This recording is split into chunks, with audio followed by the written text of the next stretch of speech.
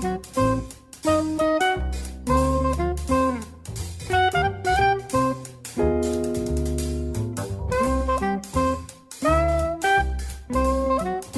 boas e benvidas a todas as persoas que sintonizades unha semana máis. Falamos do noso A Todo Risco, ese espazo de Radio Allariz onde poñemos voz e pensamento a figura sempre sorprendente de Vicente Risco.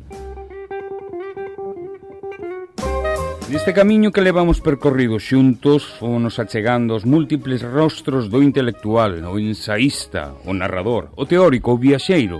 E hoxe retomamos unha das súas obras máis suxestivas e menos transitadas, Mitteleuropa.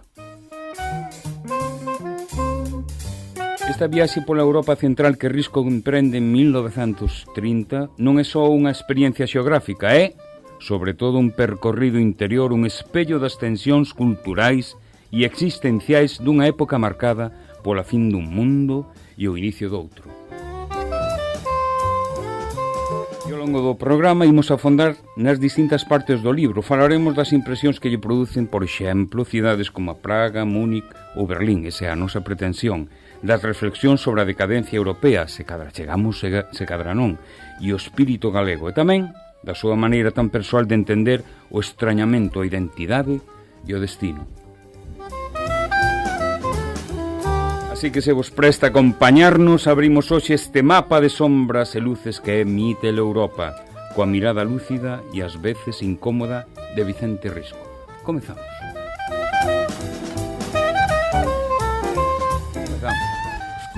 Pois moi bo día, moi boa noite, moi boa tarde a Toño e a Ángeles. Que tal, Ángeles, todo ben? Moi ben, e disposta viaxe con nós e con Risco. Chucuchú, como dixemos, tatará, non era outro día. Que tal, Toño, como andamos? Ben, yo do chucuchú valle ben porque unha boa parte da viaxe Risco a fixo en tren.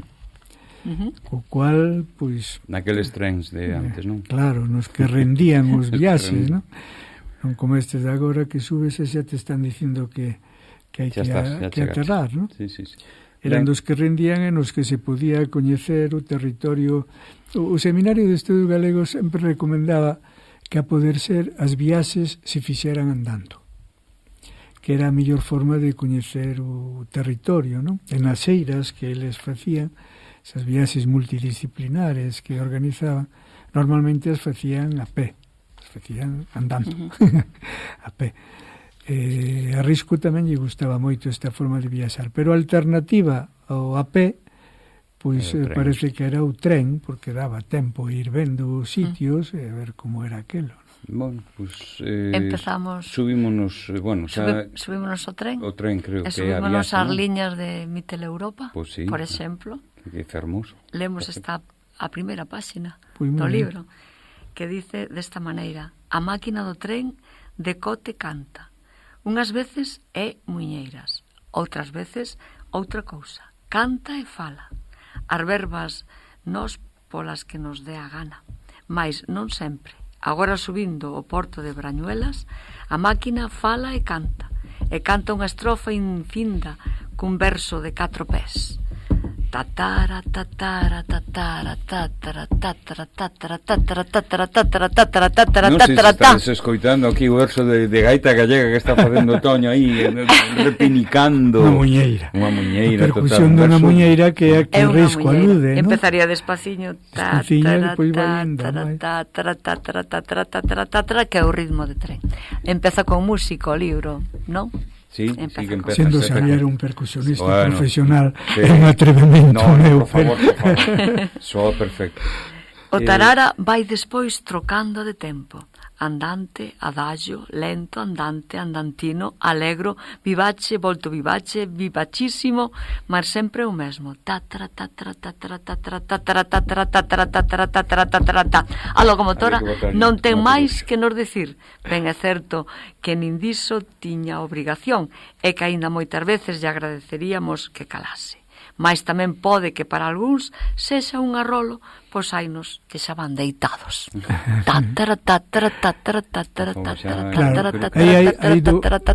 Hai dous tempos moi claros. O percorrido por Galicia, que é o largo, un adagio, andante como moito. E depois xa se pasa, cando se chega á meseta, un largo andante alegro, presto hasta prestísimo, non? Sí, que xa vivachísimo, sí, xa cando o tren vai lanzado, xa por terras de Castela, camiño do País Vasco, que é o primeiro tramo que fai, non? É interesantísimo para min empezar con esta páxina musical.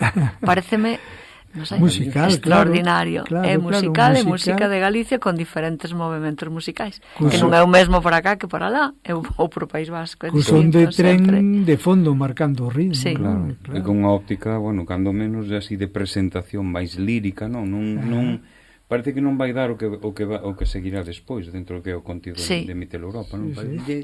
Pero e o contido muda, non muda, amigo Toño? O contido, pois, vaise adaptando. Claro. O risco, pois, igual que fixera Castelao, pois, uns casi 10 anos antes, 9 anos antes, no 21, ten unha bolsa para 5 meses que lle cubre parte dos gastos. A bolsa tampouco debía ser excesiva, que lle cubre parte dos gastos, e ten que desenvolver un programa que el presentou a Xunta de Ampliación, Xunta por inercia, pero en realidad é Junta, ¿no? Sí. Junta de Ampliación de Estudios, que era ir a Alemania a ampliar os seus estudios de etnografía. Era do que se trataba. Igual que Castelao fixera un proxecto de ir a Francia e despois a Gran Bretaña, pero inicialmente a Francia. A Gran Bretaña non chegou a ir a facer un estudio de arte, das novas tendencias artísticas. Castelao ainda tiría despois unha segunda bolsa para estudiar as cruces de pedra, eso leva a Bretaña, e ainda presentou a solicitude a unha terceira bolsa que non sabemos se non lle concederon ou se non a realizou, aínda que lle concederan, que era ir a Gran Bretaña, ir a Irlanda, a estudiar ali tamén as cruces irlandesas, non? As cruces, bueno, pois Castelao tiña este compromiso, non? E o compromiso levaba consigo pois rendir contas a quen lle daba a bolsa, e cada mes estaban obrigados, creo que xa o comentamos no programa anterior, a facer un informe de o que estaban a realizar e enviarlo a Junta de Ampliación de Estudio, non? Eu creo que comentei, ou se non o comentei, o comento agora, porque me parece que pode ter, para a Fundación Vicente Risco, ten importancia, que en un deses informes que envía Castelao, fala de que, a parte dos museos que visita, das conferencias ás que asiste, dos libros que vai mercando e tal, sobre todo do impresionismo, non? E tamén do cubismo, non? Pois que, como mostra de que é un bo aprendedor, pois lle envía, a parte das reseñas dos sitios polos que pasa, os libros que compra, lle envía un cadro que el pinta utilizando estética cubista. Sí. O tempo que no informe que lle manda a Junta di que eso do cubismo, bueno, non lle vai moito, non? Non lle gusta moito. Unha cousa así, modernidades e belidades. Sí, claro. Sí. E é lógico, non? Vindo de Castelao é lógico, normal, porque ele entendía que a arte non era un fin en si mesma, un servizo sino algo sí, para transmitir o novo pensamento que ele buscaba e tal. Se eu lle falo a xente do común con esta linguaxe, non me entende ninguén, non? Iso ven a ser a conclusión, e por eso non. Pero bueno, Risco sí que fai a viaxe, eu creo que pouco planificada. Outro día eu comentaba con un amigo meu, que posiblemente é o que máis sabe desto hoxe, dos vivos, Xosé Carlos Sierra, e ele está facendo ahora un estudio comparativo de toda a etnografía alemana, que ele coñece ademais moi ben. Eu non me explico, me comentaba como Risco pode atreverse a facer un viaxe a Alemanha sin ter feito contactos directos, porque ao final só contacta con 2 persoas que eran xa coñecidas, amigos dele e tal, pero con un profesor que chega ali e resulta que xa non estaba ali, e os outros que estaban facendo traballos de investigación en África, outros que xa morreran, era unha cousa caótica, non entendo il que era unha persona que programaba metódica, todo moito e tal. Como se mete esta viaxe con tan pouca programación, con tan poucos contactos, cando parece que era o habitual, nin siquiera tiña moi claro onde iba a dormir, non? Era unha cousa que para unha persona como Risco, tan metódico e tan tal, pues resulta un pouco extraño, non? E como ao final ten que acabar pues en Praga e tal, cando eso non estaba, non. Eso foi porque él iba a Alemania, Alemania. Claro, a Zurich, a Bonn, a Berlín, sí. Zurich, Frankfurt, era donde él iba, sobre todo a Bonn e a Berlín, ¿no? Sí. Pero ali non consigue o que ele estaba buscando e ao final pois ten que buscar outras alternativas, ¿no? Sierra, que, como digo, coñece isto o detalle, pois estaba tamén el extrañado, non me acaba de cuadrar, non? De feito, nun momento, pareceume ler en algún sitio que chegou a un lugar, a unha especie de hotel que non era tal hotel, era así un hotel desastroso, cheo de moho, cheo de mofo, cheo de humidades e demais cousas que botan para atrás, e mirouno, rechazouno e buscou outro. Quero dicir, ia todo sin programa. Claro, según iba saindo. Sí. A par dos cartos, que ao parecer tampouco eran moitos. Claro. E, bueno, e a familia de Risco, que a veces se ten a imaxe que era unha familia, bueno, el pasou non moi xustiño. Andaban medidos, entón. Pues, sí, pasou non moi xustiño, sobre todo a estas alturas, no 30, Risco tiña 40 e tantos anos, non chegaba ainda a 50 anos, xa estaba traballando en Ourense, na Escola de Magisterio, pero ainda así gañaba unha cantidade que hoxe nos parecería ridícula, claro, sempre hai que facer, creo que 500 pesetas ao mes.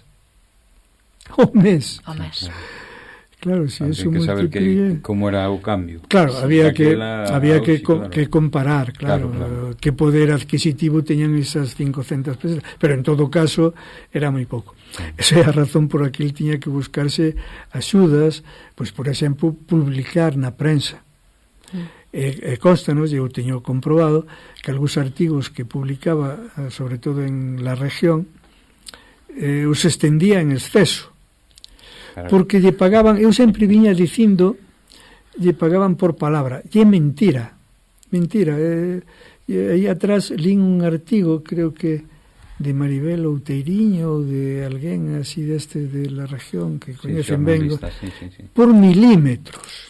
Era por extensión. Claro, eles calculaban que en cada liña entraban tantas palabras. Entón, cada liña tiña tantos milímetros. Elían o número de liñas, en función de eso lle pagaban. E eso se nota moi ben en algúns artigos que se ve que intencionadamente están alongados, claro. ¿No? Están alongados porque eso era máis rendador da palabra como para pedir que non alongue. Meto policía, meto que faga falta. Este como os canteiros das catedrais medievais, exactamente igual, paganche por liña de pedra trazada, e que estaban todos traballando e puñan a firma, a miña liña vai desde acá hasta acá. Claro. E conste que é buenísimo. O alumnado faiche tamén agora tamén, dice tantas liñas e estenden e amplían a tipografía, digo, eso é. Conde moita idade media por o que vexo. É interesante o que dis. Eu algunha vez eu comentei aos meus alumnos, porque viñan de listos, non? Isto das asignaturas da pedra, non? As marcas de canteiro e tal, de que querían deixar ali a súa autoría e tal. Non é así. No, era para cobrar. Eso era para cobrar. O milímetro de Risco. A última hasta esta, claro. Son as que fixen na última semana, nos últimos 15 días e tal, entón fixen tantas pedras. E jefe toma nota que é o que me tes que pagar, que é o que ti estabas dicindo, non? Interesa o parné, non a fama da talla da pedra. Non deixar a asignatura. É curioso, importaballes nada. Porque moita xente pensa que era querer deixar a marca, non? Querer pasar ao futuro e tal. Non, era simplemente... Era como un recibo, como un págame isto porque o que fixen neste día é deste tal. Desde a última, que é aquela que ten a miña marca, hasta esta, que é a última de momento, conta as pedras que fixen e esas son as que me tes que pagar. Isto é moi interesante, o sea, que Risco cobraba por milímetro. Por milímetros. Eu hasta ahora viña dicindo cando falaba desto... Acabo de enterar máis tarde. Sí, que cobraba por palabras. E me corrixiron. Non, cobraba por milímetros. É máis surrealista se ainda, calculaba por palabras o número de palabras por término medio que entraba en cada liña, claro. E iso eran tantos milímetros, e en función do número de liñas daban os milímetros e daba o que lle tocaba cobrar. Estábamos nunha viaxe e paramos un pouco a mirar as murallas, os muros medievais, vemos os milímetros, pero iremos outra vez a viaxe ou... Vamos, pero de todas formas cando baixedes... Eu cor detalliños da viaxe. No, que está moi ben. Cando baixedes por entre cercas, eu teño catalogadas unha boa parte das asignaturas que hai ali, non? Entón, se busca unha, destas hai nas que son moi fáciles de identificar, e depois sigue pa diante e aparece a seguinte. Un milímetro. Son dúas, quero dicir, de orixe a termo. Claro. Para marcar onde vai a... É a que fixo nunha unidade de tempo que se pagaba. Entón o jefe, o capataz, o que fose, contaba o número de pedras desde a última hasta a seguinte, e esas eran as que lle tiña que pagar. Por iso as matemáticas son moi importantes, porque hai que saber contar e multiplicar. Yo recibos tamén. Pagar os recibos tamén se debe. O sea que marcamos, tócame isto, cuidado, e queda marcado na pedra para a eternidade, porque nós xa sabemos de que vai o recibo da muralla de Allariz, de aquí hasta aquí, non sabemos cuánto lle pagarían, pero está indicado. Traballei isto neste día. E se esta semana fixo menos pedras, por que foi? Estivo enfermo, tuveron un fillo, morreulle a sogra, que pasou? Pero eso non podían poñer nas pedras, non? Entendes? Pero se pode deducir. Claro, se tú faz unha análise comparativa, cada semana fai 10, 12 pedras, poñamos por caso. O mesmo canteiro, entendes? O mesmo canteiro, por eso temos asinatura. Asinatura. Esta tal, e esa é a media. Pero de repente... No, pues solo fixo 5 ou 7. Que lle pasou? Algo lle pasou. Claro. Ou estivo enfermo, lle naceu un fillo, lle morreu a sogra, ou se foi de viaxe a algún lado, pero algo pasou. Bueno, no, esa viaxe que foi de viaxe, non en tren, na idade media tren. Entón, que facemos? Mais percorrido? Si, eu digo unha cousa que me chama moita atención deste libro. Máis que todas estas ideas sobre o nacionalismo, o marxismo, a min chama a atención o cotidián, o do día, o cotidián. E, por exemplo, chama moita atención o mundo da moda. E que se podería facer un análise de Mitel Europa a través da moda. Análise social. É unha lectura, e a mí interésame moito, porque o do nacionalismo parece que está trillado, parece que son ideas xerais, pero as ideas concretiñas están na moda. E nesta primeira, nada máis arrancar o tren, é o que teño aquí mirado, fala da xente, sempre fala da xente, o que tú decías, ir en tren, igual que ir a pé, permíteche coñecer moita xente nunha viaxe. Yo doado ser ir a pé, pero a falta de ir a pé, vais en tren. Entra xente no tren, xa nada máis salir de Galicia, entonces van subindo por aí tal, e hai unhos mozos que veñen con un abrigo que lle chaman as trincheras. Eu mirei, son os abrigos das guerras mundiais. Da primeira guerra mundial. Que foi a guerra das trincheiras. Exactamente. Claro. E chamanlle trinchera. Eu descubrí aquí en Mitel Europa que se chamaba trinchera a ese abrigo. Por certo, que a Risco non lle gusta moito, porque di aquí, no viaxe de Mitel Europa, deixadas trincheras, vendedias nas prenderías, para que fagan os antroidos, ou dadellas a criada para que fregue os pisos, ou que lle saque brillo á cera. E vos facedevos un gabán de cada unha desas trincheras. A mí chamou moita atención. Porque sobraba tela, claro, as trincheras... Eran de arriba a baixo, claro, se ven nas pelis da Primeira Guerra Mundial, que é a guerra das trincheiras por excelencia, non? Se ven, son uns gabáns longos, que chegan casi hasta o tobillo, apretados para que o frío non entre, que traspasan de traspaso. Entón, teñen dúas ringleiras de botós para que traspase, para que non pase. Tiñan moita tela, por eso di Risco, o que acabas de ler ao final, que con unha ben se podía facer un gabán máis moderno, cada un seu gabán, e sobraría ainda moita tea, non? E do seu pano. se non queredes mellor levar a zamarra como os paisanos. Claro. Porque parece que esta moda que tiñan os mozos daquela época a él non lle gustaba nada, porque claro, eso lévanos á guerra, Claro. pero Non gústame moito. esquezamos Risco que desde a moda. que- Encántame, que porque Risco- aparecen máis sitios. Ahora Sí, estou sí, nas sí, primeiras sí, sí. páxinas. Risco era un dandy nesa época de mozo ainda, Por un iso, dandy por iso, que andaba a última, Claro. na moda, na forma de vestir, na forma de peinar, na forma de... era publicou Sí. varios artigos sobre o dandismo, non? Sí. E a necesidade de estar á moda, de Elegancia. Claro, É que cando elegancia. chego ao País Vasco, seguindo tamén nestas primeiras páxinas da viaxe, cando chego ao País Vasco, fala da boina, o típico, non? Sí. Pero di que a boina é universal, porque aparece tamén en Portugal, aparece en Cataluña, e logo di, unha precisión, dice, tamén a traen as mulleres, e quédalles moi ben. Na época as mulleres... O garzón Exactamente, das francesas, acordadevos, claro. esa Sí, boina sí, de sí, medio sí, lado sí, sí. que levaban as mulleres de moitos cores, non a boina negra sempre, Claro, como a claro. vasca e a galega. Quero dicir que vai facendo puntualización sobre a moda Sí, que para mí son do máis E significativo. tanto que puntualiza que as que lle gusta e as que non lle gusta. Sí. Non lle gustan que as mulleres andan en coiros. Sí, tamén se ve máis adiante. En Sí. París, en as contornas de non lle guste, non, eso non lle vai, non, posiblemente polas súas prescripcións ideolóxicas, religiosas, non lle gusta, e eso critica. En cambio, hai outras moitas cousas que se lle gustan o manifesta, non? Sí. E un grande escritor, evidentemente. Escritor e de escritor, que describe Claro. moi ben todas estas aspectos. En calquera caso, o que imos a ir repasando... Mirade un momentinho, Sí. mirade na páxina 12, dice, as mulleres levan a todos os lados, e estalles ben, di moito co vestido moderno, e as rapazas novas de andar solto e movido, estalles pintada. Pintado, claro. A boina, gusta a boina nas mulleres. Claro. A mí isto tamén me gusta lelo, e Seguro- saber que ven de risco. Seguro que a súa muller, Mari Carmen, que non esquezamos, que era moitísimo máis nova, Risco casi podía ser seu pai, en vez de o seu noivo e depois o seu marido, pois seguro que el vía a súa noiva así, non? Con a boina, con esas saias de bo, tal.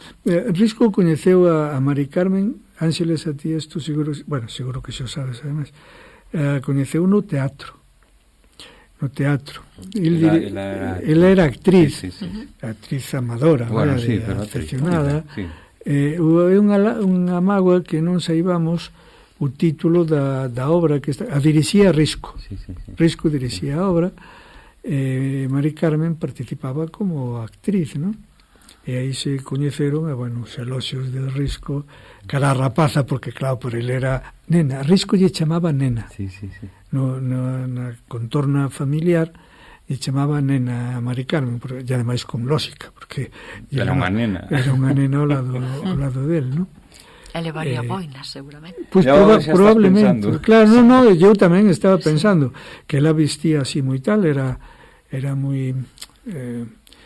moi avanzada para a época, das Moderna, primeiras que moderna. houbo alumnas femininas Claro. do instituto, que era unha boa mecanógrafa, de feito lle copiaba, pero ao parecer non só lle copiaba os textos de Risco, nos mecanografiaba, Sí. sino que ademais lle corrixía algunhas cousas, cuestións de estilo, ¿no? tal.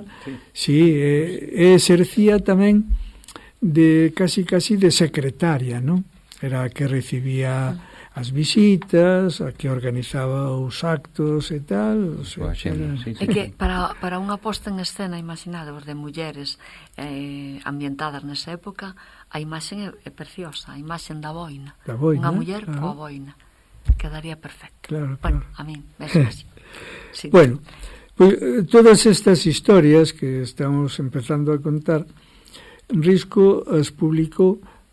Por certo, ahora teño que facer outra puntualización, pero vou acabar con esta historia. As publicou inicialmente en Nós, na revista. Esto, Mitel Europa. Primeiro publicou en Nós, e despois fixo unha recompilación de todo o hilo, e o publicou Ángel Casal, pero xa na editorial Nós, non primeiro, por certo, en fora de Santiago. Bueno, colleu o tránsito da editorial que estaba nas aforas de Santiago hacia o centro de Santiago, non? Onde estuvo máis do tempo.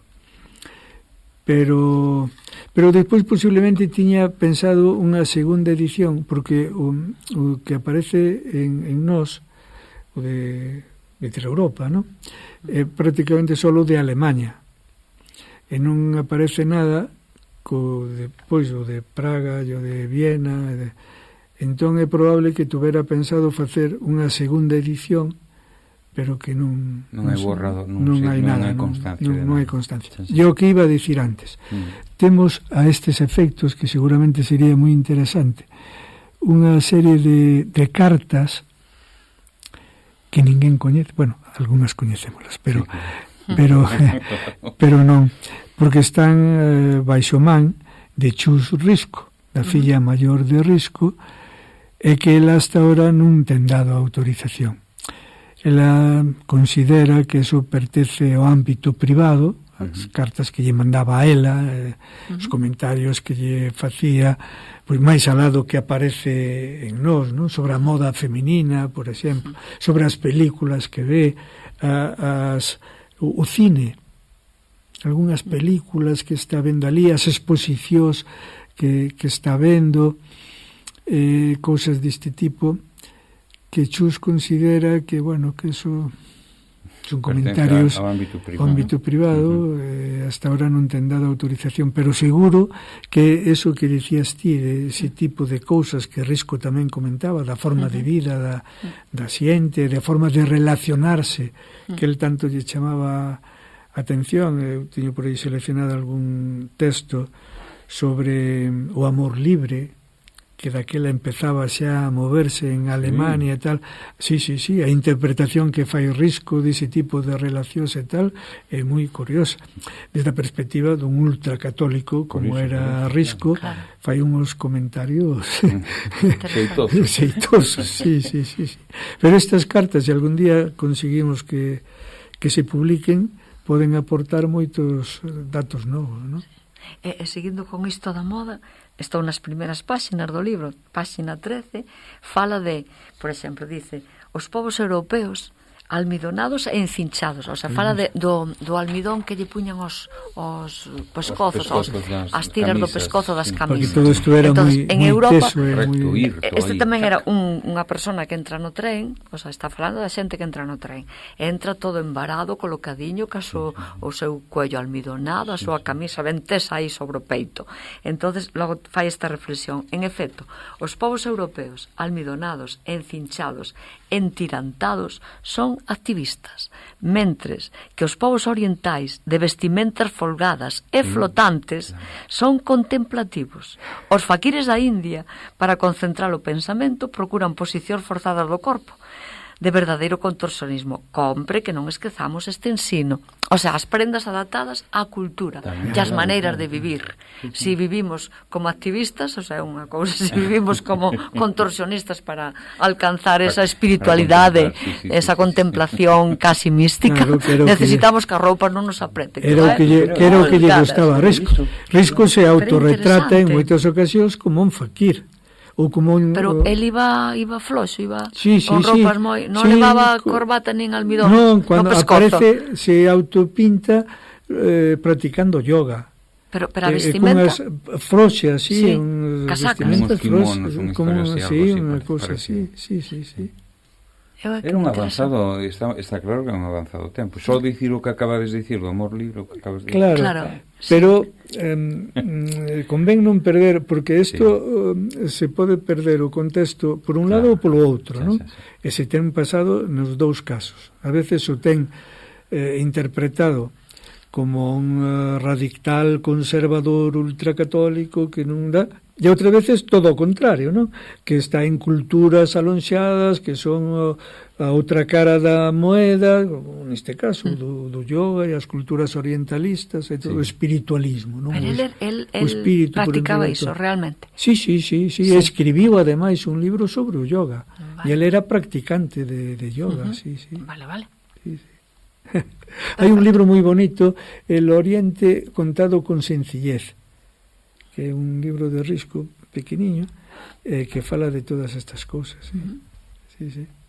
Bueno, interesante. Continuamos a viaxe. Estás abrindo moito melón, Sí, porque unha viaxe a moda, xa temos os comportamentos sociais. É nas primeiras páxinas, porque logo noutras páxinas ven máis moda. O libro é cumprido, quero dicir, é un libro que dá moito xogo. Bueno, saímos de Ourense, o tren vai nun largo andante, porque claro, aquí non se pode ir máis rápido, e chegamos a Castela. Vou ler o que di Risco de Castela de inicio. De inicio. Castela, ¿no? Di: Castela, pechada en sí mesma, refractaria ao alleo, soupo por isto mesmo imporse a todos.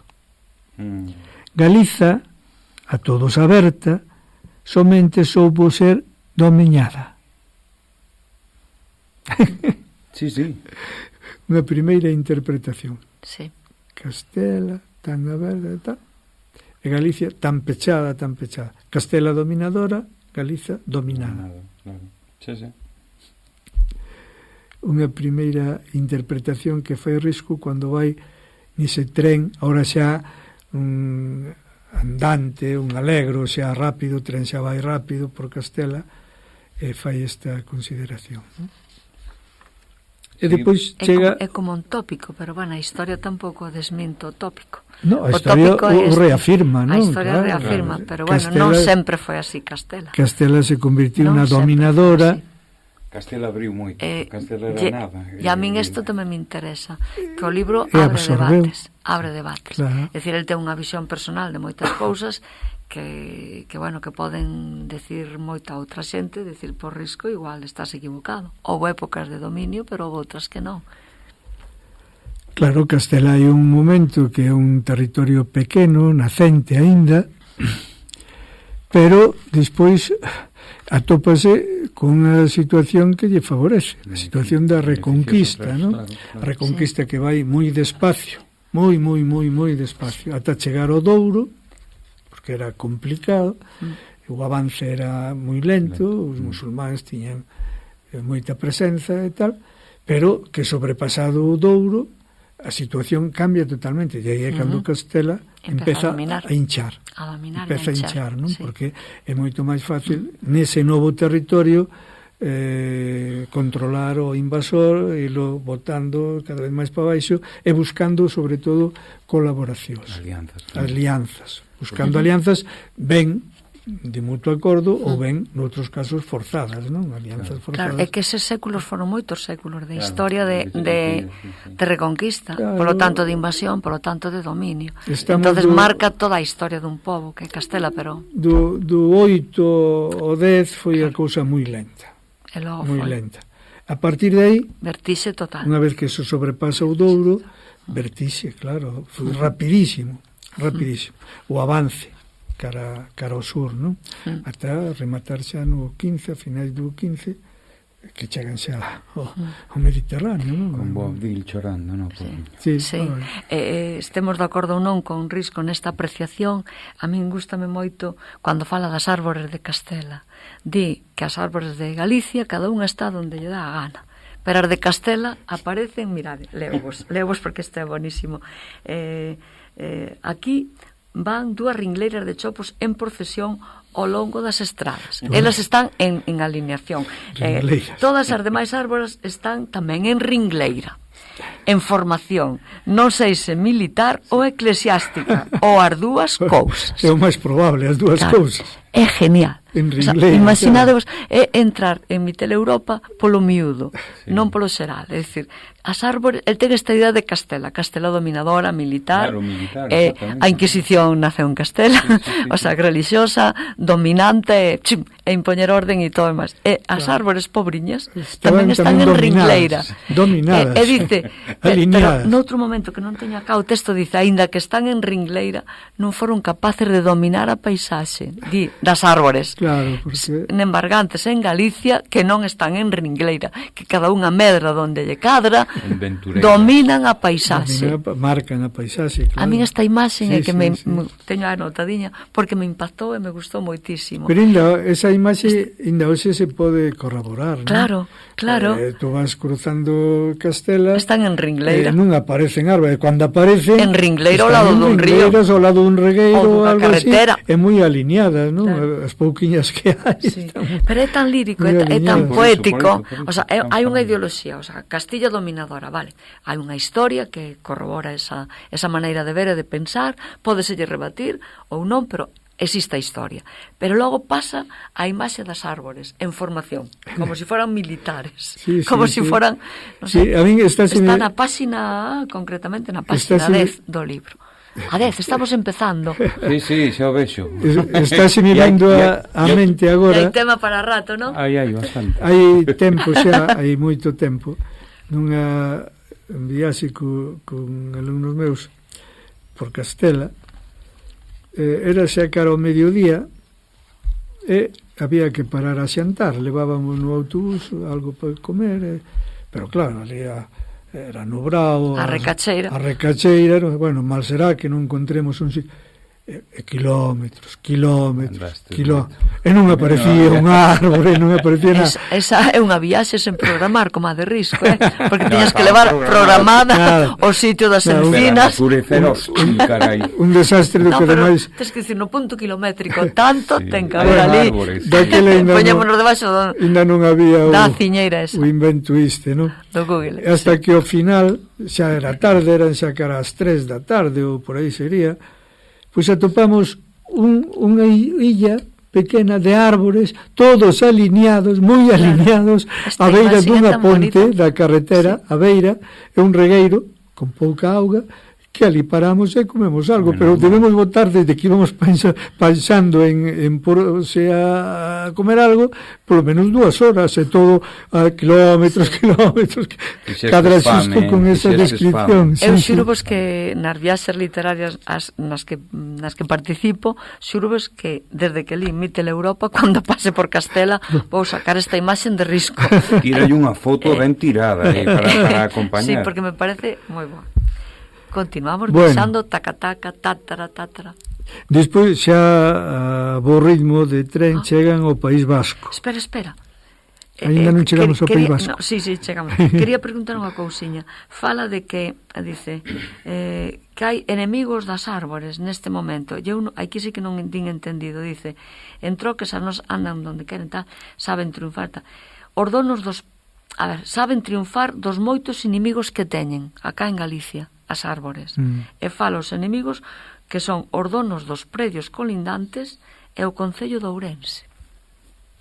Bueno, pois xa por algo sería, non? Se podía traer a dado que neste momento temos un conflito no Concello de Ourense por as árbores. As manifestacións que se están montando pola tala que do Posío e de outras zonas de Ourense, non só do Posío, non? Sí. Bueno, para indicar. No, está moi ben, é moi ben acaído, además. Perfectamente acaído. Vale. Sí, maravilloso. Bueno, pois ao cabo dun tempo van chegando ao País Vasco e Risco di que aquí comeza a palabra que ele utiliza, Europa. E na estación en Endaya agarda por el, eso sí que é algo do que debía ter planificado, entre o moito que non tiña planificado. Agarda por el Luis Temes, que era un veciño del da Praza do Ferro, o que coñecía de vello, e que era cónsul ali na localidade. E con el baixa do tren e trasládase a San Sebastián, que el di que é unha vila que ten algo de gran hotel, como se San Sebastián fora unha especie de gran hotel, nesa época en que estaba de moda os grandes hoteles, sobre todo ligados a balnearios e cosas deste tipo, para a burguesía, para a alta burguesía, clase alta sobre todo, non? Que Risco valoraba moito, non? E a monarquía tamén ia por aí tamén. Sí. E a monarquía, claro, a monarquía pasaba ali parte do verán, non? Sí. ali todo estaba moi ben, os vascos moi ben. Todo está moi ben, e di Risco tamén que cando chegou a un hotel en San Sebastián, que o home que... Non, un hotel non, era nunha tenda. O home que os estaba atendendo falou con un moito tempo en francés explicándolle non sei, as maravillas do produto que lle vendía. Logo ese mesmo home cambiou o castelán para darlle a vara a Risco, vendéndolle tamén un produto, e por último, e era a primeira vez, dice el, que escoitaba un longo parlamento en vasco atendendo a outro home. Entón, a modernidade, porque fai fincapé nisto, Risco, chegando a San Sebastián, a modernidade estaba en que se falaba, cada habitante de San Sebastián falaba varias linguas, entre elas 3: francés, porque está na beira, castelán, porque é a veciña tal, e vasco, porque é a lingua propia. E os letreiros están en vasco. Na páxina 20 di que tiñamos que aprender a lección cando aquí non había ni un letreiro en lingua autóctona. Ali en San Sebastián estaban en vasco, eso sí, igual que en Alemania, con flechas, por si acaso non se entende o vasco ou o alemán, pois sigues as flechas, entonces xa te enteras da mensaxe.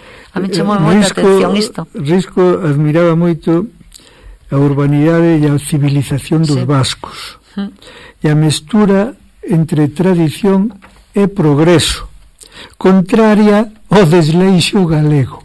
Sí, pues claro. Sí. Para el di que cumpría civilizar Galiza comezando pola conciencia para logo facer xurdir a arela de progreso, non? Sí. Pero que había que cambiar a conciencia, como tiñan feito os vascos, non? Que seguían estando no País Vasco, utilizaban a lingua, utilizaban todo, pero ao mesmo tempo estaban en Europa. A lingua lle servía como un medio tamén de enlace, non? Di exactamente, e convido en que hai que civilizar Galicia, insisto, en que compre proceder de dentro para fora. Claro. Isto é moi importante. Primeiro o espírito, primeiro a alma, primeiro a conciencia galega. Somente espertando a conciencia galega poderemos facer xurdir a arela de melloramento e o espírito de sacrificio preciso para crear e soster todas as indispensables pequenas tata. Claro, algo que según él xa fixeran os vascos. E que por eso os vascos iban por diante e cumpría imitar o modelo vasco para que Galicia se puxera tamén nesa onda, non? E se me permitides, sinto moito, pero o que se está facendo con Mitel Europa é o proceso contrario. Analizando este libro, empézase por a ideoloxía grande, digamos, e non se ten en conta o que fala Risco da ideoloxía pequena, que é máis interesante, a ideoloxía a micro, é dicir, o máis importante non é o nacionalismo realmente, e analízase deste libro, sinto por todos os analistas e críticos do libro, pero eu vexo así, que me rebatan se queren, é dicir, o libro vai, non sei que, as ideas de tal sobre o marxismo, as ideas non sei que sobre tal. Eso é a grande historia, a macro. Pero logo está a microhistoria. Que é unha lectura totalmente distinta. Claro, porque el dice, cuidado, si queremos chegar ao outro, ao nacionalismo, por exemplo, temos que empezar por civilizar Galicia, pero desde o interior de cada un de nós. Consolidemos o noso e desde aí fagamos os cambios. O de cada un, claro. Non o noso a nivel colectivo, individual, non, o noso de cada un. E aí é onde está. Para min é esencial este microlectura de Mitel Europa. A intrahistoria. A intrahistoria non a gran historia. Pero bueno, así é todo, temos os vascos como un emblema do nacionalismo, e está hoxe en día. E la aproveita tamén para facer unha especie de definición da raza vasca, non? Establece 2 biotipos distintos na morfoloxía, non? Estou vendo aí un dibuxiño por aí. Os dibuxos dos prototipos vascos. Pois podes comentar ti.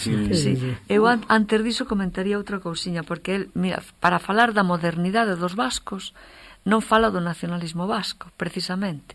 El admira os vascos e contrapón o mundo vasco co mundo galego. pero empeza sempre por o pequeniño, non por o grande, non empeza por un nacionalismo vasco. Por exemplo, cando fala de civilizar Galicia, o ladiño dice, os vascos, mirade que cosas tan pequeniñas, por as que admira os vascos. Teñen limpeza, cartos, instrucción, crianza, belas cidades, teléfonos, estradas con asfalto. Mais fixémonos, logo pasa o plano máis alto, fixémonos ben que en que teñen unha conciencia nacional moi forte. E o que tú decías, unha soberbia de raza primixenia e un idioma que ninguén entende non sendo eles. E ainda aquí non está fora de lugar unha chirigota que poidera ser paradoxa, que poidera ser sentencia. Como imos querer o noso povo, que o noso povo se lave, se aínda está deitado e dormindo? Fala por Galicia. Claro, claro. Pero mirade que analiza o pequeniño do povo vasco. Xa o decía Pondal, experto do teu sono. Eso. Xa o decía os galegos. E aquí Risco reafirma outra vez esa idea. Que sí, que sí. Que... Bueno, seguimos, porque senón... No, chegamos, bueno, vamos, nin a... Desde aquí marcha de novo en tren cara a París, facendo unha escala en Burdeos. Pero a escala de Burdeos debeu ser corta, e o final deste traxecto foi París. E de París pois fai moitos comentarios, non? Un primeiro comentario que fai ven a dicir: París fartou o mundo, foi se cadra a mellor cociña ideolóxica, artística e literaria, mais arestora os estómagos requiren outra mantenza máis ordinaria. E París xa non entende de platos fortes e sigue abusando das especias. É dicir que... Pero fai ben o símil coa gastronomía, non? París xa deixara de ser o centro do mundo, como fora no seu momento, e que estaba nunha época pois máis de transición, non? Máis de transición. Ele está 2 días ali en París, recorre París de un lado para outro, pero tampouco se para moito ali, non? Despois volve outra vez ao tren, de novo camiño ahora de Alemaña, non? Pero está só 2 días.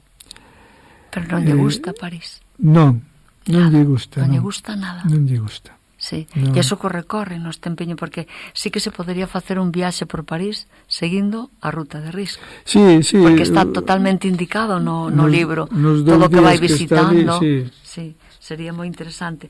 Non lle gusta nada, hai unha cousa que tamén me chamou a atención, que non lle gusta por o tráfico, os autos. Sí. Hai moito tráfico día en París. Tiña que maldecir deste movimento de autos que fan tan arriscado o cruzar unha rúa, que se pode dicir que en cada cruce xoga a vida. É o que nos dice de París, sí. Hai moitos autos, moitos, infinitos, e a xente de a pé anda a fuxir deles despavorida. Bótalle ese punto esperpéntico. A sensación é altamente de que os autos andan a caza do transeúnte, de que se botan a tergo en riba do que o persiguen e que o acosan. Esta é unha das visións. E teño noutra páxina, a ver, este é a 44, esperade na 47, tamén hai unha visión moi bonita, esperade un momentiño, na 47. Semella que por aquí non hai tantos autos, unha das rúas por as que estaba pasando. En troques levan máis presa os que andan. A circulación en París non está ben organizada. A xente de a pé anda toda cun medo cerval. Desencaixan os ollos mirando para os coches que os veñen perseguindo asañadamente e corren como a coellos. A mí me gustame moito. Estáme vindo á cabeza imaxes de pelis desta época, non? Sí. Os anos 30, 40, que se ve esas concentracións de coches nas cidades que hoxe nos resultan do máis habitual, pero que nese momento tiña que ser la leche, sí, tremendo, non? Claro. E a min esa persecución, pensei que ias dicir que che viña a cabeza a persecución de don Celidonio por parte dos sindicalistas cando estaba en Madrid, claro, cando estaba en Madrid, sí. Claro, pois aí está. Bueno, despois marcha cara a Bonn,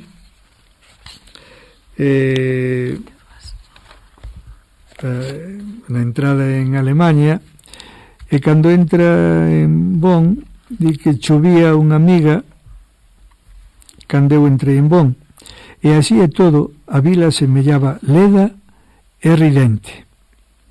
E aquí sí que estaba organizado, porque vai á Universidade de Bonn e ali o recibe o profesor Martínez Santaolalla, que estaba xa acordada esa visita, debe ser o único que tiña claramente comprometido. Risco recorre Bonn, que di que despois de Lisboa é a cidade máis fermosa que nunca vivo, non? Hola. Pero primeiro Lisboa, coloca primeiro Lisboa. O que non lle gusta é o río, o Rin. Non lle gusta. Di del un pouco civilizado demais. E ninguna outra cousa podo dicir deste río famoso, no que non chegou a min o Laio de Lorelei. Bueno, lle parece demasiado urbanizado, non? Demasiadas pontes, demasiada domesticación do río, que non lle acaba de gustar moito. Ali está 2 días solo, e desde Bonn, se non hai nada máis que comentar sobre Bonn, marcha xa a Berlín. A mí gustaríame comentar un anaquiño que me parece moi moderno e que é algo que estamos sofrindo agora e que xa Risco anunciou acá en Mitel Europa. E dice, bueno, hai 2 vellonas británicas que andan viaxando por aí, e dice, viaxaban por costume, por mimetismo, como a maior parte dos turistas. Claro. A explotación do turista é unha das cousas máis xustificadas que hai. O turista foi creado para iso, para tirarlle os cartos. Claro. Ide pensando. No. Xa que o aturamos, compre que pague. Porque o turista é o vecho que derrama todos os panoramas. E emporca todos os lugares históricos. Un turista onde un monumento é como o produto dunha defecación riba dun sofá. Mais actual non pode ser, meu. Exactamente. O turismo é fundamentalmente profanación. Tivo que nacer no tempo en que o home se deu a brincar con todas as cousas sagras e con todos os misterios, e foi a consagración da impiedade. Que diríamos dun home que fixese unha exposición pública de todas as lembranzas íntimas dos seus pais defuntos, de todos os segredos da súa vida reservada, de todos os misterios do fogar en que naceu, e cobrase a entrada? Aí está, ven moi a conto do que dixeches da filla de Risco. Pois cando un pobo iso fai, admirámolo e procuramos que sigamos o exemplo. En embargante, o turista é moito máis inmoral, é o máis inmoral dos negocios, é o que máis asemella á prostitución. Ole. É duro, É duro. este texto. Compre lelo, non sei, ou deixa. Sí. Non, habrá que traducilo para o castelán e levarlo a Canarias. Haberá que levarlo a algún sitio. Compre ver ben o que significa de perda de pudor e de vergoña. Cando un monumento se abre aos turistas, compre lembrar aquilo de que se non deben botar aquilo de que non se deben botar margaridas aos porcos. Porque o turista é por presencia e incapacidade de comprender, xa non digo a incapacidade de amar. O turismo é un negocio inmoral. A prostitución comparou. E posto que é un negocio, haberá que facelo, xa que estamos no tempo. Mais lembrémonos de que é un pecado de simonía, de comercio coas cousas santas, un pecado social dos que falei hai moito tempo, e de que tarde ou cedo haberá que pagalo. Estarímoslo pagando. Pois está claro. Esa é a pregunta. Ten moita actualidade, claro. Sí, ten moitísima actualidade. Esa é a pregunta. Onde... Está na páxina 33, pero ainda estaba no País Vasco. No País Vasco, vale. En Fuenterrabía. Estaba en Fuenterrabía cando, nas páxinas do libro, quero decir. No, pero a reflexión está moi ben. Son anacos que a min me fascinan, o sea, estes anaquiños pequeniños de impresións de esa viaxe. Pero moi adiantado, quero decir, unha reflexión fina. Bueno, 2 días máis tarde deixa Bonn e marcha destino a Berlín. En Berlín vaise a topar con 2 vellos coñecidos del, con Fernández Armesto e con Tobío, pero os atopa moi cambiados. Eles van ser durante uns días anfitrións de Risco, pero Risco chega a decir que se volveron comunistas e rusófilos. Bueno, ven a decir, sen dúbida quistes amigos, no seu optimismo revolucionario exaseran moito as cousas, mas por moito que se exaseren, co que quede de certo hai dabondo para mostrar a miña visión apocalíptica. Bueno, el di a miña visión da apocalipse, sí, bueno, que claro, pero ven sendo o mesmo, non? Ele se sinto un pouco contrariado, porque claro, este xa os conocía de Ourense, os dous eran non lle cuadra moito, non? Vale, vive nunha pensión da súa caseira, unha tal Frau Torneg, da que fai varias citas, e empeza a facer tamén comentarios sobre Berlín, igual que antes fixera sobre Bonn. Un primeiro comentario que fai é este: Berlín é un gran mundo artificial de extrema perfección mecánica, como se os homes houberan querido erguer un novo mundo montado a según a ciencia e non a según a natureza. O sea que xa marca distancia, non? Aquí el Berlín non lle gusta. É unha cousa moi mecánica, moi científica, moi industrial, pero non era o que el pensaba que era, non? En esta primeira descripción que dá, pois xa queda bastante claro. E tamén pouco máis adiante bate por primeira vez cos nazis, co movimento nazi, non? Que está, non convén olvidar que estamos na República de Weimar, non? E que este era un pequeno partido nacional socialista dos traballadores de Alemania, de forma abreviada partido nazi, e que de ser unha pequena forza política con moi poucos votos nas primeiras eleccións,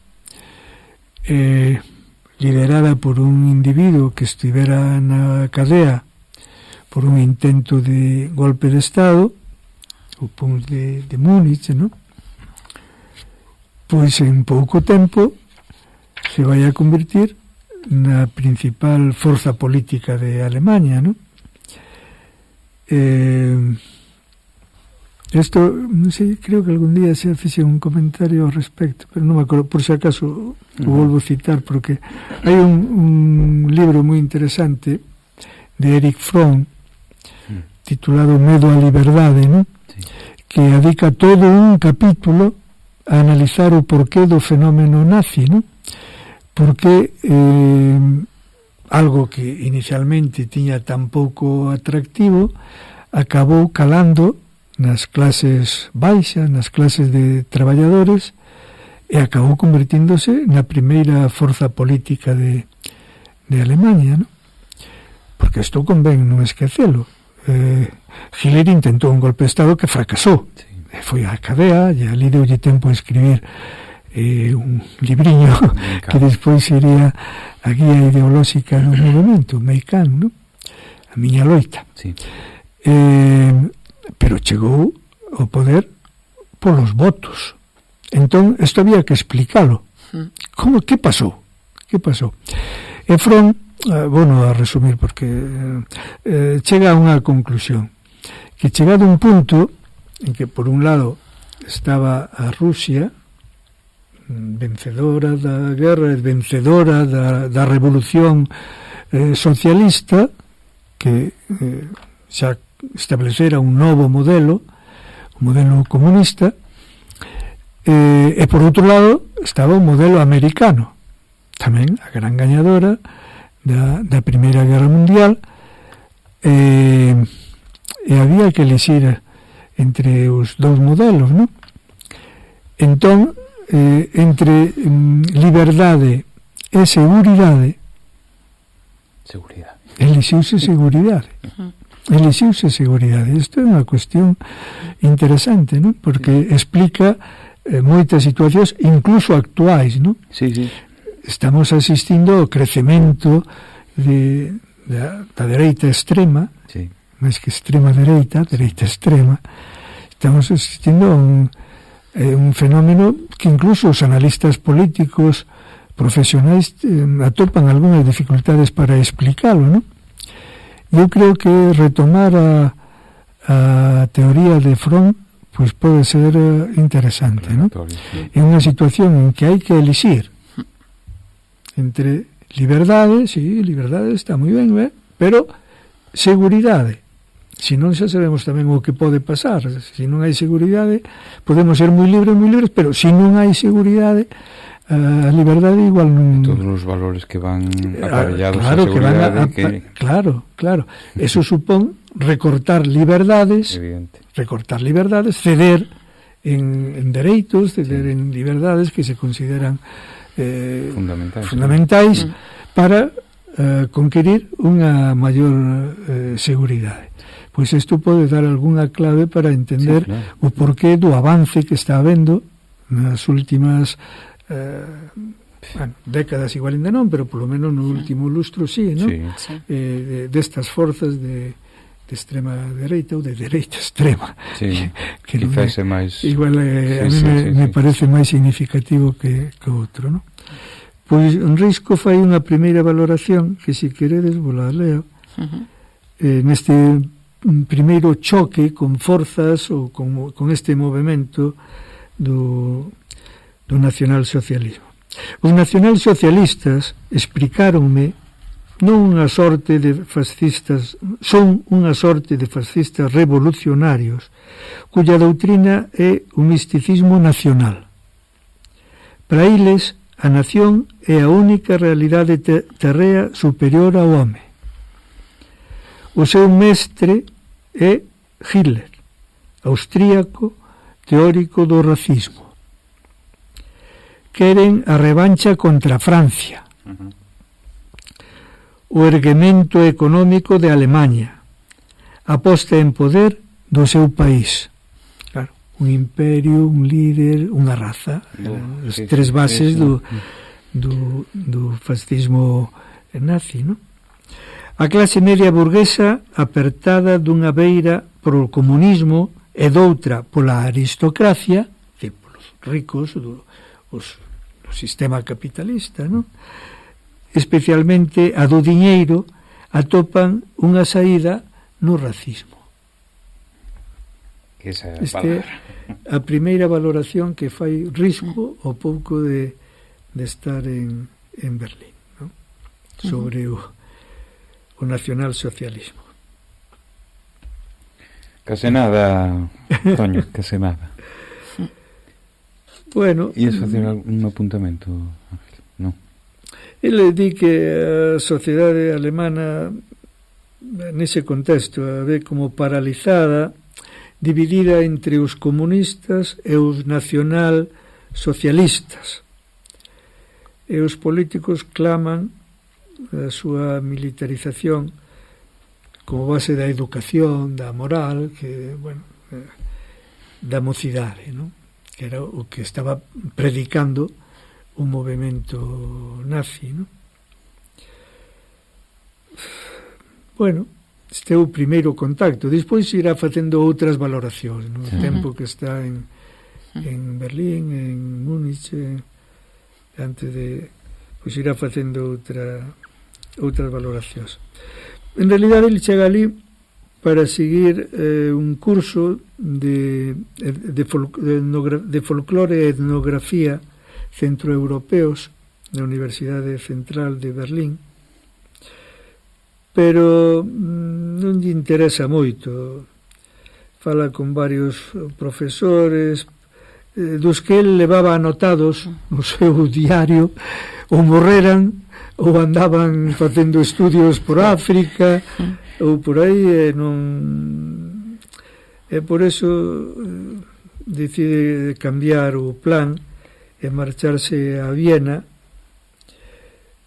pero para investigar máis nas bibliotecas e nos museos que no que noutra historia, en traballos de campo e tal, que era o que ele en principio tiña previsto, cuestións metodolóxicas sobre todo, non lle acababa de convencer, e Berlín o acaba por defraudar. Entonces, bueno, hai que ir para lá, compre ver museos, di. No medio da nosa civilización mecánica, os museos son, como se dixéramos, o fallado das chafalladas vellas. Un fallado de toda honra, claro está, un fallado de xubilación honorable. Claro, porque o recordo do que foron as cousas cando eran de outra maneira, e que nesta nova civilización tan industrial e tan tal non serven. Entón, bueno, ali se visita un montón de museos en Berlín. Eu teño aquí unha relación diles que é larguísima. Eu sinceramente xa me perdí no libro, pero é culpa miña, é culpa miña. Sí, pois visita un montón diles, a National Gallery, o Kaiser Friedrich Museum, Zeugnis Museum für Volkskunde, Altes Museum, Semium für Deutsche, saliu en museado, non? Volkskunde, de Berlín, Zoologischer Garten e o Aquarium. En París tamén. Aquarium ben, non? En París tamén vai a museos. Sí, tamén, no pouco tempo que está en París. No pouco tempiño, sí. Tuvo moi pouco tempo. A min interésame eso, bueno, se visitou... tivera que facer algún viaxe a Europa, sendo galega, non dudaría en levar a guía de Mittel Europa, algunha destas cidades. Sí, claro, non o dudaría, claro. vamos. Sí. Eu iría por donde foi Risco, e así, pues, de paso que lle faz historia a Risco, tamén visitas París. Xa levaches a rota literaria por a beira tamén de Mittel Europa. Quero dicir, sí. Que ruta literaria estás facendo últimamente? No, a última que fixemos foi a da Mariña Lucense. Mariña. Fixemos ali, sí. Pero bueno, eso sería moi interesante. É que chamame a atención porque Saramago tamén ten un libro de viaxe sobre Portugal. Sí. Nunha viaxe literaria fixemos a viaxe literaria toda seguindo tal a Saramago, Saramago nos puntos que nos coincidía, claro, porque Saramago fala de todo Portugal. Entonces íbamos, porque Saramago tamén é moi adoecido e tamén fala moi mal do turismo en Lisboa, nos Xerónimos, e por aí tamén o turista, igual que Risco, é ese ser despreciable que invade todo e que contamina, que emporcalla. Entonces íbamos lendo eses textos de desprecio do turismo, sentímonos a veces moi de estános chamando a nós de todo, non? Pero é moi interesante porque tamén poder discrepar do que el pensaba sobre os Xerónimos, sobre a praza do 25 de abril, estas cousiñas todas. É moi interesante, sí. Pues, se queres completar o recorrido, a xenda esa. Sí, de momento non, pero quero dicir, bueno, se algún día fago algo, non dudo en coller Mittel Europa e calcar algunha cidade das que visitou. Para completalo, sí, aparte de todo ese longo listado de museos, tamén visitou a Biblioteca de Prusia, o Tiergarten, grande parque berlinés, o lago Wannsee, onde están as praias de moda daquela época. Tamén existe un acto de teatral e visita Potsdam. Agora xa estou localizado. Sí. Pero avanzades moi rápido, viaxades a unha velocidade astronómica. Potsdam vería ser como o Versalles prusiano, non? Dá notas tamén das miudezas de Berlín, que lle chamen así, a cousa miúda, Berlín por dentro, non? E aí fala... Eso é o que me gusta a min, pero ainda non chega. Pois aí fala das trazas dos berlineses, os cans que teñen, as razas de cans, os carros que utilizan, que son distintos dos que ele coñecía, das tendas, das antigüidades, de un montón de cousas miúdas. Ele lle chama este apartado así, miudezas de Berlín. Pero recordade que as miudezas son a historia. Non hai historia sin miudezas. Claro. Entonces, eso. Eu hasta ahora quedeime nun baúl. No baúl de Risco. Palabra de honor. Levo un tempiño escoitándovos, pero eu estaba no baúl. No baúl de Risco. Abre o baúl, a ver que atopamos. Non será unha caixa de Pandora. Dice risco, non hai que ter conta que as caixas de Pandora porque o último que pues, queda. abrimos esta caixa de Pandora. Non ia máis baúl que o meu. No viaxe todo este que estabas falando, só iba nos trens diferentes que iba collendo, solo baúl de risco. E non debería de ir ningún. Estás do baúl hasta aquí, hasta a cabeza. Si, leva demasiadas cousas, eso di varias veces baúl, que meteu demasiado. Sí, dice, un baúl é de cote unha cruz para o viaxeiro. Vai sempre cheo de moitos máis kilos de inquedanzas e coidados que os que poidan pesar a roupa barata e se cadra repasada que leva dentro. Os kilos pesan nas costas dos mozos que trasladan o baúl. Claro, el non traslada o baúl. Ángeles, por se alguén nada, o de repasada quere dicir roupa bella que xa foi cosida e tal. É aqueles zurcidos que facían cando había un rotiño. Por se alguén non lle son isto de repasada. A nos de neno non repasaba moita roupa porque sempre rompían, sobre todo nos eonllos e nos codos. Sí. Pois el dice que os kilos, o sea, os que pesa o baúl moitísimo, pero é máis a inquedanza que ten, os kilos son de inquedanza que do que leva dentro. Os kilos pesan nas costas dos mozos, pero moito máis nos miolos do viaxeiro, que ten que pagar o exceso. O mozo, a facturación onde non dan kilos, como en Alemania, a consigna, ten que ter a man de non perder o talón, ter tempo para facturar, e despois o máis para que serve é para sentarse nel. E alguén que che axude para movelo. É precioso este anaquiño. Para movelo dun lado para outro, porque un viaxe solo... habría que empezalo así, con un baúl que sobra, que estorba moito, non digo eu. Un viaxe de risco, porque tamén habría que vestirse de risco. Se salimos aquí con un grupo de xente, ten que ir un risco no viaxe. Que o risco, dicindo, mira, levo un baúl grandísimo para que me sobra todo. E vou moi inquedo porque teño que buscar un mozo que me transporte. Claro. Non perder o talón da facturación, porque logo teño que non sei que é como lees en clave teatral, está lo vendo o risco ali no andén con un baúl enorme, pero faime falta alguén que me axude a levar o baúl. Eu estou vendo este homiño miúdo, porque risco era miúdo, non? Sí, claro. Era moi pequeniña, moi miúdo. Baixo de poucos kilos. Sí, e teño moita diotría. Sí, estaría, o sea, sería aínda máis miudiño, máis baixo, máis esnaquizado por a cantidad de inquedanzas que leva polo baúl. E co baúl o que máis pesa, pesa máis iso co que leva. Chafouno, o baúl chafouno. E entón isto tamén nos indica pues, esa maneira de viaxar daquela época. Ximos con perras maletas e ruedecitas e todo eso. Porque nos obrigan tamén, porque, sí. home, as empresas, claro. Quero dicir, pero en Alemania daquel entonces había non había Ryanair, nin había Vueling, nin nada que che din. O tren podía con todo, podía levar unha casa incluso, non? Podía levar unha casa no tren. Eu quedei neste baúl porque tamén me encantou cando li mi Teleuropa, encantou o baúl. E onde imos quedar? Porque quedamos aquí, pois quedamos acá, eu penso que temos que quedar aquí. Onde estamos? En Berlín. E imos moi depresa, hai que besar máis lento, senón nos saboreamos. Parecemos estes turistas que dice risco, bueno, o sea, final turistas emporcallados. Pero eses turistas que tamén van, nun autobús e que din, nun día imos ver 300 cousas, non? Claro, pois o mesmo, claro. Estamos... Ti queres gozadas. Eu quero gozar. Eu quero quedar no baúl, quedarme nos vascos, eses que teñen ese perfil que non olimos, pero os vascos, a nariz hai dos tipos de vascos. Sí. É genial. Sí, incluso o perfil. O dos narices. Que está dibuixado por ele, claro. De nariz, sí. É alucinante. Eu teño anotadas aquí algunhas cousas que da última parte xa do libro Non, para tratalo hoxe, non. Digo, para anticipar un pouquinho, sí. Para seguir, non? Que é a parte máis ideolóxica do asunto, pois onde se fala de arquitectura, se fan comentarios sobre o americanismo e as influencias que está tendo na sociedade alemana. Se fala do marxismo, que el comenta en varias ocasións, se explica o porqué non ten ningún atractivo, non? Senón moi ben todo o contrario. Se fala do cosmopolitismo, e se fala de algo que a mí me chamou moito a atención, o sexual frage. Yeah. Puro alemán. Traducido? O risco identifica con unha especie de vicio fomentado pola bioloxía e mete sempre a psiquiatría freudiana. Freud tampouco lle gustaba moito, non?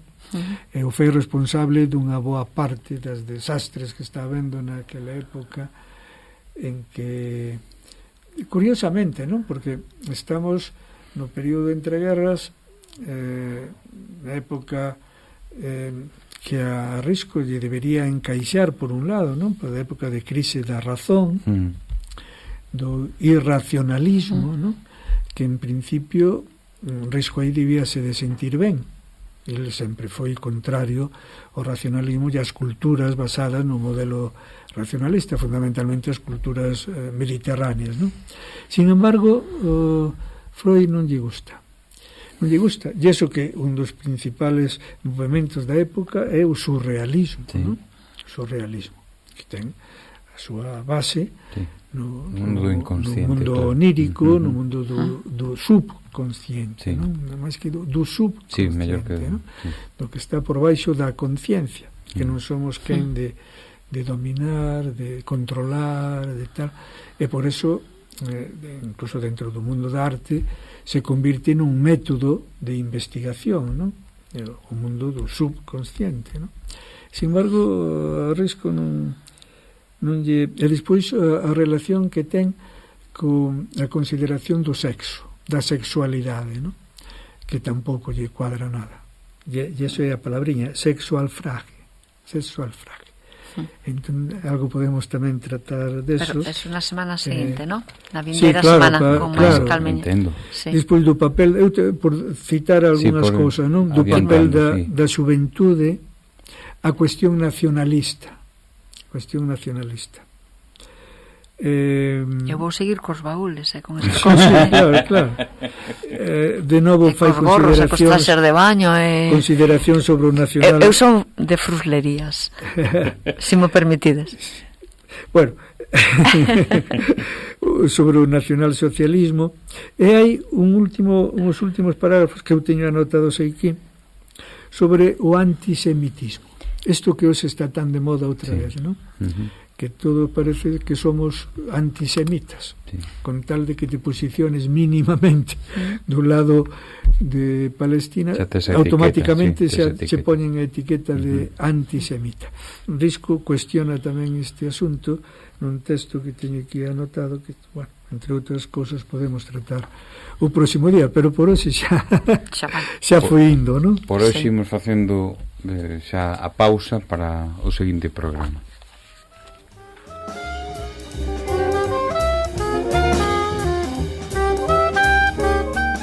E así entre estacións de tren, entre cafés, sombras, palabras, pensamentos, idas e voltas, porque isto vai para diante, pero iremos para atrás, velocidades distintas. Rematamos por hoxe esta viaxe a Mitteleuropa. Unha obra que foi escrita desde o movimento e dende a busca, que nos fala dun tempo, pero tamén dun espírito que está en tránsito. Ese espírito que Risco identifica tamén con Galicia, unha Galicia afastada, periférica, comparada evidentemente coa Alemanha que visitou, pero tamén viva e esencial, que ten tamén posibilidade da súa redención e da súa... Bueno, falamos antes do País Vasco, non? Falamos desa civilización actualizada en certa medida, non? Que convive entre a tradición e unha modernidade, non? Risco propón eso como un camiño para Galicia, non? Que debe seguir ese mismo proceso. Pois no vindeiro programa continuaremos a análise, xa nos deu Toño algúns puntos, coa baúl da Piquer. Sí. Eu quero viaxar no baúl de Risco, evidentemente gozar a viaxe desta obra, deste Mitteleuropa, collada posta nas tensións entre o que falamos tamén, a ciencia e a espiritualidade, a razón e o mito, que percorren cada páxina deste libro, porque, como xa sabedes, falar de Risco é falar tamén de nós. Isto foi falamos do noso autor Risco, dende os estudios de Radio Allariz, grazas a Carlos por dirixirnos dende a Peixeira, grazas a Ángeles, moitas grazas. De nada, no baúl de Risco, hasta que non remato vías. Perfectamente, grazas a Toño. Que sería sin Ángeles? Eso digo eu, que sería sen vos, pero ata a vindeira entrega estamos seguimos neste tren de continuidade, vale? E por suposto que non pare o pensamento. Ata logo.